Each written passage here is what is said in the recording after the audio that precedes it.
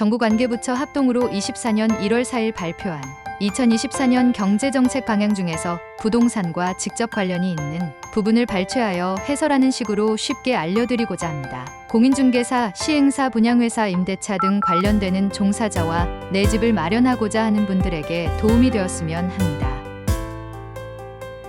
구독, 좋아요 부탁드립니다. 이번 시간에는 민생경제 회복 부분에서 역전세, 전세 사기 등 피해 방지 및 서민 취약계층 주거 지원 강화에 대한 정부 정책 방향입니다. 소제목으로 1임대차 시장 리스크 관리 강화, 이서민 취약계층 주거 지원 강화 등 두 가지에 대하여 살펴보도록 하겠습니다. 정부에서는 주택시장 리스크 관리 강화를 위한 새로운 정책 시행합니다. 이 정책은 역전세와 전세 사기 등의 피해를 방지하고 서민과 취약계층의 주거 지원을 강화하기 위한 새로운 정책이 시행될 예정입니다. 이는 임대차 시장의 리스크를 관리하고 다세대 다가구 주택의 임차인 보호를 강화하는 것을 목표로 합니다. 먼저 임대차 시장 리스크 관리 강화입니다. 다세대 다가구 지원. 역전세 위험성이 높은 다세대 다가구 주택의 임차인 보호를 강화하기 위해 다세대 다가구 지원 3종 세트가 시행될 예정입니다. 이 중 하나는 아파트를 제외하고 임차인이 거주 중인 소형 저가주택을 매입할 경우 2024년 한시적으로 취득세를 최대 200만 원까지 감면하고 추후 아파트 등 주택을 청약할 경우 무주택자 지위를 유지하도록 하는 것입니다. 이는 전용 면적이 60제곱미터 이하인 주택에 취득가액이 수도권에서는 3억 원, 지방에서는 2억 원 이하인 주택에 1년 이상 거주한 무주택자 임차인으로서 그 임차인이 생애 최초로 주택을 취득한 경우에 적용됩니다. 추후에 다시 주택을 취득할 경우에도 생애 최초 취득세 감면 혜택을 받을 수 있도록 하는 것으로 이는 지방특별법을 개정하여야 하므로 국회 통과하여야 합니다. 여기서 개정하여야 하는 지방특별법이란 예를 들면 지방세 특례 제한법으로 지방세의 감면 및 특례에 관한 사항과 이해 제한에 관한 사항을 규정하고 있습니다. 이 법률은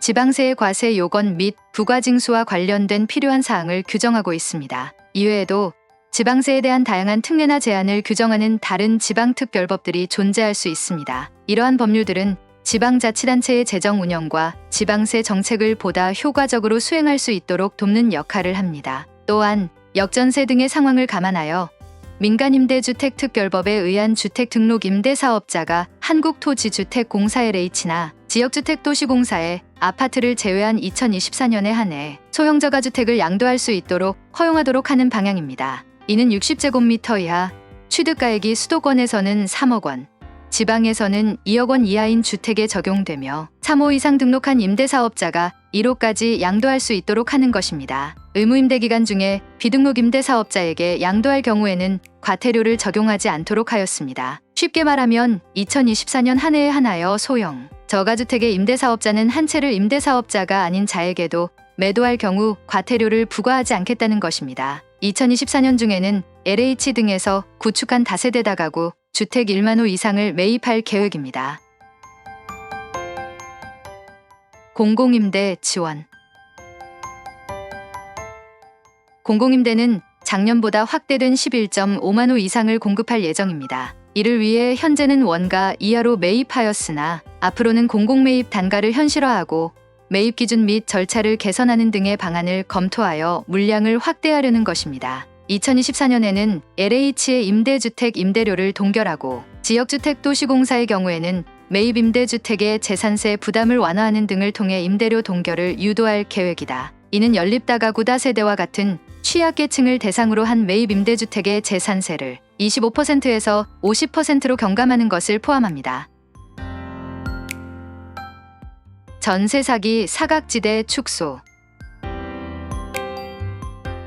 전세 사기를 방지하기 위해 확정일자 정보 연계 사업에 참여하는 금융기관을 모든 금융권으로 확대할 계획입니다. 이 사업은 임대인의 대출 승인 심사 시 전세 보증금 및 확정일자를 확인한 후 대출을 실행하는 것입니다. 2024년 상반기에는 기업은행, 신협, 저축은행 등 6개 금융기관이 추가로 참여하며 2025년에는 모든 금융권으로 점진적으로 확대될 예정입니다. 등록 임대사업자의 보증보험, 허위 가입을 방지하기 위해 확정일자 정보를 기초로 임대차 계약의 진위를 확인하는 등의 도시주택보증공사 허그의 확인 절차를 보강할 예정입니다. 이는 임대인의 보증보험 가입 신청 시 임차인에게 자동 안내 문자 알림 톡 서비스를 제공하는 것을 포함합니다. 서민 취약계층 주거지원 강화, 주택 유형의 다양화, 청년 신혼부부가 선호하는 토지 임대부, 지분적립형 주택 등에 대한 세제 지원을 확대하여 분양가와 임대료를 인하하려고 합니다. 토지 임대부 주택이란 토지는 임대하고 건물만을 분양하여 저렴한 가격에 공급하는 주택입니다. 이를 위해 국민주택 규모 이하의 주택에 한정하여 토지 임대료의 부가가치세 10%를 면제하여 수분양자의 임대료 부담을 완화하려고 합니다. 여기서 잠깐!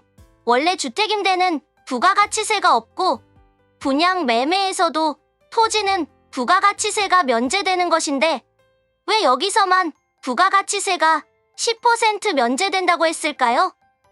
아시는 분 댓글을 부탁드립니다. 지분적립형 주택이란 20년에서 30년에 걸쳐 수분양자가 지분을 취득하는 주택입니다. 이를 위해 공공주택 사업자의 종부세를 합산 배제하고 재산세를 3년간 25% 감면하는 등의 방법으로 기존 분양가 대비 5 내지 10%를 인하할 계획입니다. 공유형 주택이란 주방 다용도실 등을 생략 또는 공유하여 넓은 공간 저렴한 가격의 모델을 제공합니다. 이를 위해 청년 신혼부부의 수요조사를 통해 다양한 유형의 특화주택을 공급하려고 검토하고 있습니다. 이는 공간 절약형 설계 주방 다용도실의 생략, 공유 공간 마련 등을 통한 주택 분양을 포함합니다. 또한 도심의 복층 공유형 등 유연한 공간 활용이 가능한 청년 특화 공공임대를 공급하려고 합니다. 이는 거실, 주방, 세탁실 등을 공유하고 워크센터 스터디룸 등 청년 특화, 코리빙 공간도 조성하는 것을 포함합니다. 여기서 잠깐 우리나라 청소년 등은 공유형 공간을 그리 좋아하지 않습니다.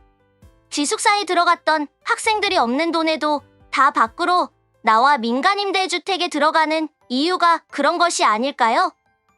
좋은 의견 댓글을 부탁드립니다. 전세대출, 청년 출산 가구를 대상으로 버팀목 등의 전세대출 지원을 확대할 계획입니다. 정부가 청년과 출산 가구를 대상으로 한 전세대출 지원을 확대하고 서민과 실수요자에게 저리의 정책 모기지를 지속적으로 공급하는 등 내 집 마련을 돕는다고 밝혔습니다. 중소기업에 재직하는 청년들은 전세자금 대출의 지원 대상과 한도가 넓어집니다. 중소기업 취업 청년 전월세 대출을 청년 버팀목 대출로 통합하여 운영하면서 임차 보증금은 2억 원에서 3억 원으로 대출 한도는 1억 원에서 2억 원으로 늘어납니다. 금리도 1.5%에서 2.4%로 저렴하게 적용됩니다. 또한 올해 1월 1일 이후 출생아가 있는 무주택 가구는 신생아 특례 전세자금 대출을 받을 수 있습니다. 이 대출은 보증금이 5억 원 이하, 대출 한도가 3억 원, 금리는 시중 대비 1%에서 3%포인트 낮은 저리의 대출입니다. 금리 인하 혜택은 4년간 적용됩니다. 정책 모기지,